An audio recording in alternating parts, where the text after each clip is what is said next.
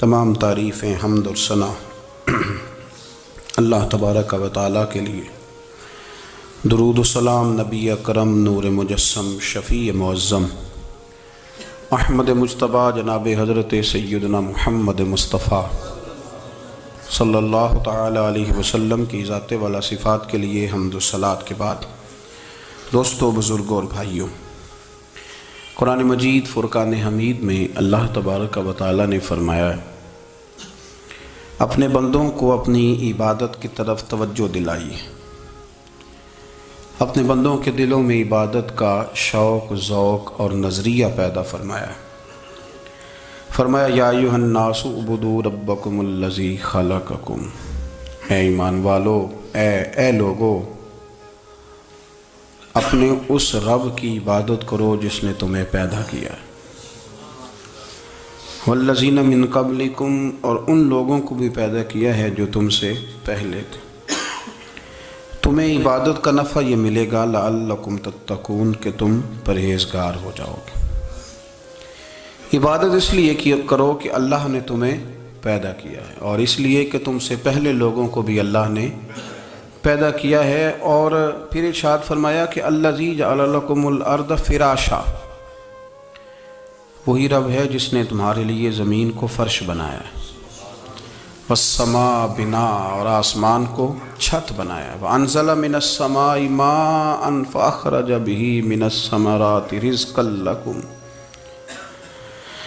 زمین کو فرش بنایا، آسمان کو چھت بنایا، پھر آسمان سے پانی برسایا جس کے ذریعے پھل نکالے، اور وہ بھی کسی اور کے لیے نہیں، رزقا لکم، تمہارے رزق کے لیے، وہ بھی تمہارے رزق کے لیے۔ یہ ساری نعمتیں تمہیں دی ہیں، اب فلا تجعلوا للہ اندادا،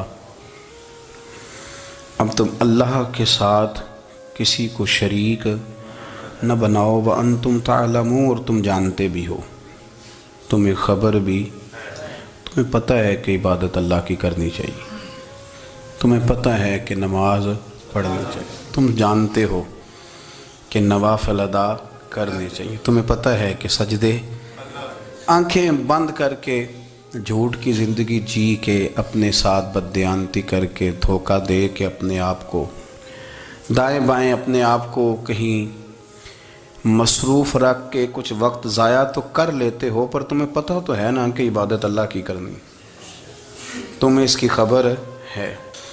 بہت سارے نشے لوگوں کو لگے ہوئے ہوتے ہیں، ہر آدمی کوئی نہ کوئی نشہ کرتا ہے، کوئی دولت کا کرتا ہے، کوئی شہرت کا کرتا ہے، کوئی اپنی تعریف کا نشہ کرتا ہے، دو چار لوگوں سے تعریف سن کے مطمئن ہو جاتا ہے۔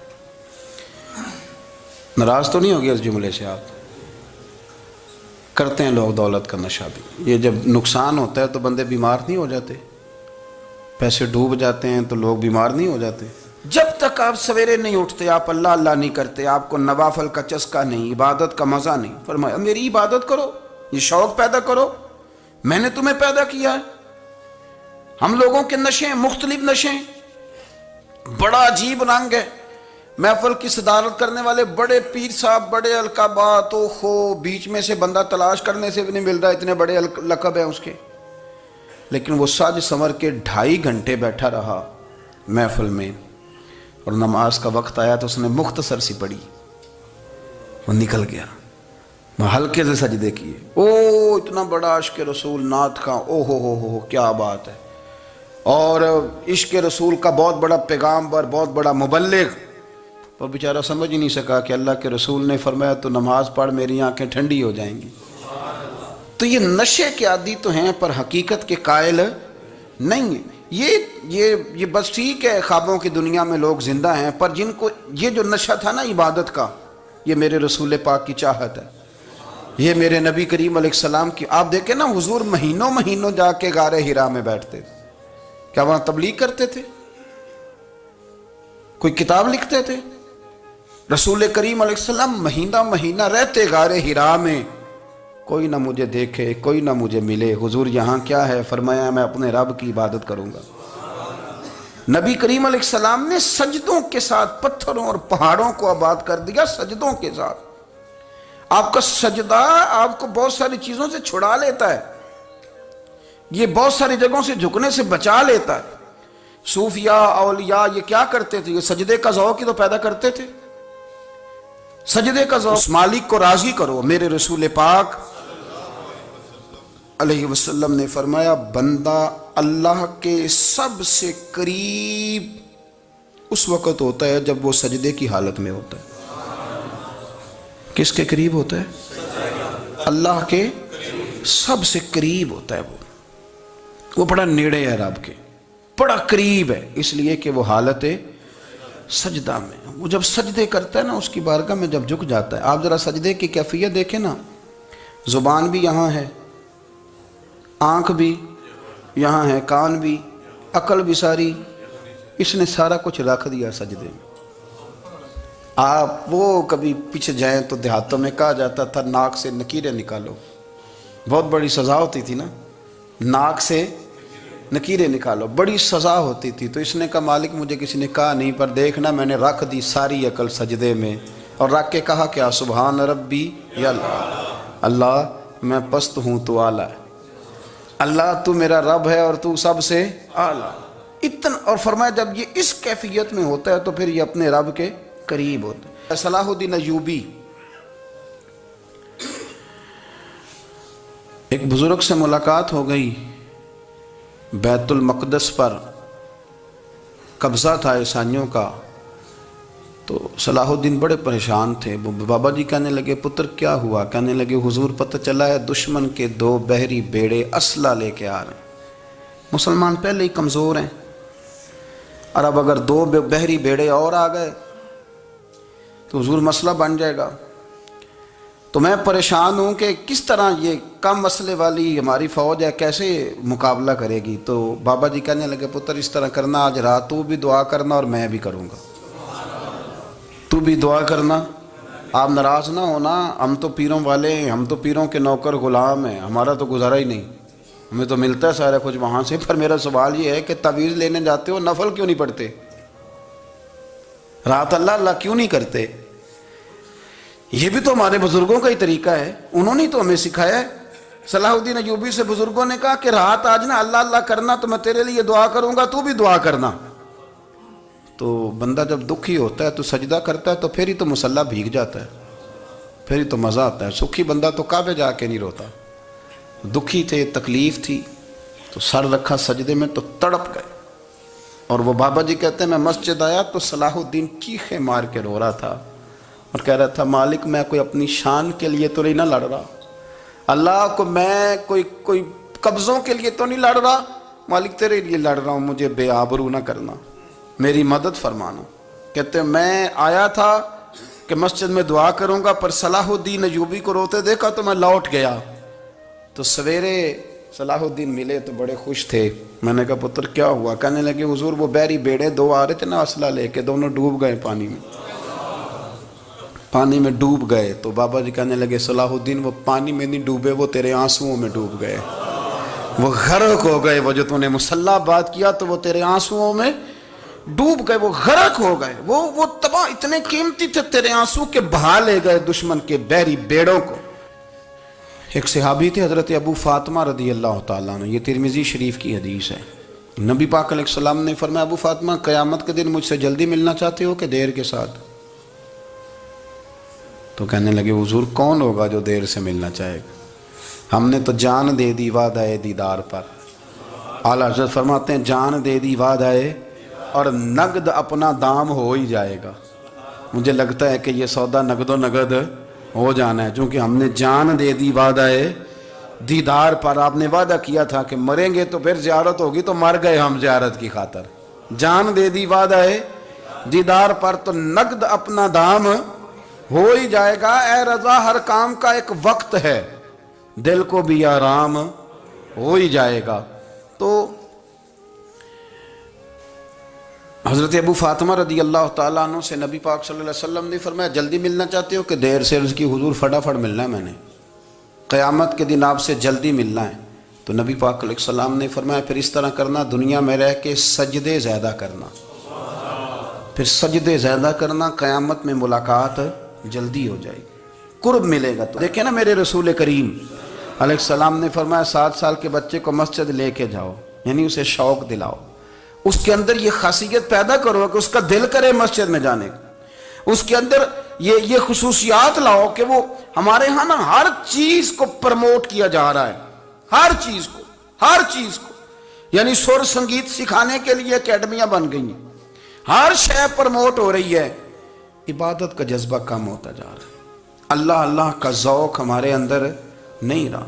اور اتنا مشکل ہم نے اپنے لیے بنا لیا ہے کہ وہ بندہ جو بڑی زبردست مذہبی گفتگو کر رہا تھا اور تگڑی بات کر رہا تھا، کیا بات ہے، لیکن نماز کے بارے میں کمزوری دکھا جاتا ہے، نوافل کے بارے میں وہ چپکے سے نکل جاتا ہے۔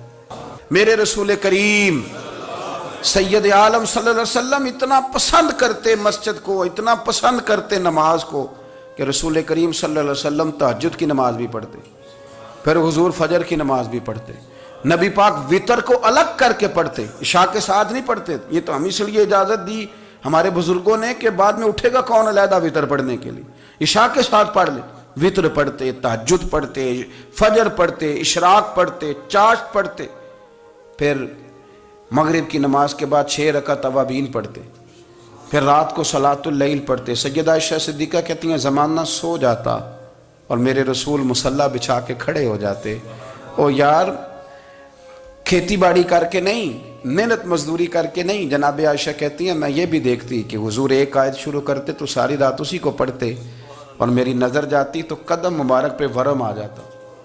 یار نماز پڑھ کے اتنی مشقت کر کے، اتنی جد و جہد کر کے ورم آ گیا، یا رسول اللہ اتنی محنت کیوں کرتے ہو؟ فرمایا افلا اکون عبدا شکورا، کیا میں اپنے رب کا شکر گزار بندہ نہ بنوں؟ صحابہ کا ذوق عبادتوں کا، ریاضتوں کا، تلاوتوں کا، طبیعت ہے ان کی، وہ ایک دوسرے کو، حضرت مولا علی شیر خدا کرم اللہ تعالی وجہہ الکریم کے زمانے میں روم کے بادشاہ نے کہا یار یہ مسلمانوں کا پتہ تو کرو، یہ آخر کیوں اتنے زیادہ مجاہد ہیں؟ اس زمانے میں جاسوس بھیجنے کا مزاج تھا، اب تو جاسوس پکڑا جاتا ہے، اب تو جاسوس ہو، اور جاسوسی کا شوق ویسے آج بھی ہے۔ میرے رسول پاک پڑھیے درود شریف، سارے پڑھیے ذرا زور سے، صلی اللہ تعالی۔ نبی پاک علیہ السلام نے فرمایا جاسوسی نہ کرنا ورنہ تم بندوں کو خراب کر دو گے، اور فرمایا اس طرح نہ ہو کہ تم کسی کے اب کھول نہ نکلو تو تمہارے پہلے کھول جائیں۔ یہ جو ذوق ہے نا یہ ختم کریں۔ تو جاسوسی کی جاتی تھی، اس نے بھی جاسوس بھیجے، کیونکہ قبیلوں کے لوگ تھے، کچھ مسلم کچھ کافر، پہچانے نہیں جاتے تھے لوگ، تو کچھ لوگ اس نے بھیجے، انہوں نے آ کے نا تحقیق کی، ریسرچ کری کہ آخر ماجرا کیا ہے، تو واپس جا کے انہوں نے رپورٹ دی نا روم کے بادشاہ کو۔ اس رپورٹ کا ایک جملہ بڑا شاندار ہے، وہ کہنے لگا بادشاہ ہمیں مسلمانوں کی کوئی سمجھ نہیں آئی، ہمیں کوئی سمجھ نہیں آئی۔ انہوں نے کہا بھئی کیوں نہیں سمجھ آئی؟ کہنے لگے یار عجیب بندے ہیں، جب رات مصلی پہ بیٹھتے ہیں تو یوں لگتا ہے ان کا دنیا سے رشتہ ہی کوئی نہیں، کوئی کسی کو نہیں جانتا، کوئی اپنے دکھ سنا کے رو رہا ہے، کوئی اپنی بات کر کے رو رہا ہے، لگتا ہے کہ ان کا کوئی رشتہ ہے ہی نہیں جب مصلی پہ بیٹھتے ہیں۔ اور فرمایا جب سویرے یہ جہاد کرنے نکلتے ہیں تو لگتا ہے ان سے زیادہ دلیر ہی کوئی نہیں، حالانکہ جو مصلوں پہ رونے دھونے کے لوگ ہوتے ہیں وہ کئی دفعہ جہاد میں کام نہیں کرتے، لیکن عجیب لوگ ہیں کہ رات کے راہب ہیں، دن کے مجاہد ہیں، کوئی سمجھ نہیں آتی۔ میرے عزیز ان لوگوں نے مصلی آباد کر کے رکھا، تلاوتیں ان کا ذوق رہی، منزل روز پڑھنا، اسباق پڑھنا، وظائف پڑھنا، یہ ان کا ذوق رہا۔ میرے نبی کریم علیہ السلام نے مصلی سے دل لگانے کا درس دیا، حضور نے توجہ دلائی، صحابہ اس ذوق کے حامل لوگ تھے، وہ کوشش کرتے تھے۔ جناب صدیق اکبر رضی اللہ تعالیٰ عنہ کا عبادت کا مزاج ہمیشہ قائم رہا۔ حضرت عمر فاروق ساری رات اللہ کے حضور کھڑے رہے۔ حضرت عثمان غنی رضی اللہ تعالیٰ عنہ عشاء کی نماز پڑھ کے 2 رکعتوں کی نیت باندھتے تھے، 15 سپارے پہلی رکعت میں پڑھ دیتے تھے اور 15 سپارے قرآن مجید کے دوسری رکعت میں پڑھ دیتے تھے۔ آپ نے نا حضرت عمر فاروق کے وصال کے بعد ان کی ایک بیوہ سے نکاح کیا،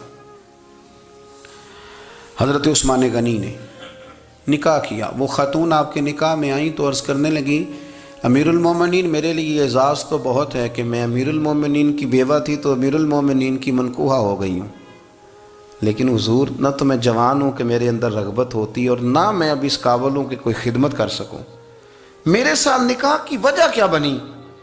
تو عثمان غنی رو پڑے، فرمانے لگے میں نے عمر فاروق کو مسجد میں اپنے رب سے ڈرتے ہوئے دیکھا ہے، میں نے اسے روتے ہوئے دیکھا ہے، عدل کرتے دیکھا ہے، انصاف کرتے دیکھا ہے، امت کی خیر خواہی کرتے دیکھا۔ تمہارے ساتھ نکاح اس لیے کیا ہے کہ تم مجھے یہ بتاؤ کہ عمر فاروق گھر کے اندر اپنے رب کو کیسے راضی کرتے تھے، گھر کے اندر کیسے راضی کرتے تھے، وہ طریقے بتلاؤ، تم بتاتی جانا اور میں بھی اسی طرح گھر میں عبادت کروں۔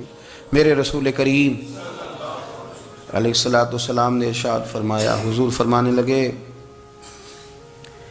جس گھر میں اللہ کا ذکر ہوتا ہے وہ گھر زندوں کا ہے، اور جس گھر میں رب کریم کا ذکر نہیں ہوتا وہ گھر زندوں کا نہیں۔ جمعے کی نماز پڑھ کے یوں دنیا بھاگتی ہے، او ہو پتہ نہیں کون سی پیچھے آگ تھی جو بجھائی جائے گی، اور آج تک لوگ مسئلہ پوچھ رہے ہیں کہ جمعے کی بعد والی سنتیں کتنی ہوتی ہیں۔ میں نے کہا کتنے سال ہو گئے جمعہ پڑھتے، کتنے سال ہو گئے، ابھی تک سنتوں کا نہیں پتا، ابھی تک نہیں علم کے پہلے کتنی رکھتے ہیں اور بعد میں کتنی رکھتے ہیں۔ فجر کی سنتیں کب پڑھنی چاہیے، سنو فجر کی سنتوں کے بارے میں۔ میرے رسول کریم سید عالم صلی اللہ تعالیٰ علیہ وسلم سے ایک صحابی نے پوچھا تھا، حضور میری فجر کی سنتیں رہ گئیں یا رہ جاتی ہیں تو حکم کیا ہے، کیا انداز ہے حضور کا۔ بخاری مسلم کے لفظ سنو، حضور سید عالم صلی اللہ علیہ وسلم فرمانے لگے، اس نے کیا پوچھا تھا، حضور جواب کیا دیتے ہیں، فرمایا فجر کی سنتیں کبھی نہ چھوڑنا، فجر کی پہلی 2 سنتیں کبھی نہ چھوڑنا۔ یا رسول اللہ صلی اللہ تعالیٰ علیہ وسلم میری رہ گئی ہیں، رہ جاتی ہیں، فرمایا فجر کی 2 سنتیں نہ چھوڑنا، فرمایا فجر کی پہلی 2 سنتیں مجھے دنیا اور دنیا کے اندر جو کچھ ہے وہ سب سے زیادہ پیاری ہے۔ فجر کی 2 سنتیں دنیا اور دنیا میں جو کچھ ہے مجھے وہ سب سے زیادہ پیاری ہیں، اس لیے فجر کی سنتیں نہ چھوڑنا۔ اپنا ذوق، اپنی طبیعت، ہم نے نا ذوق غلط بنا لیا ہے۔ اگر 20 بندے کہہ بھی دیں گے تو نے بڑی شاندار تلاوت کیا تو کیا اس سے بنے گا؟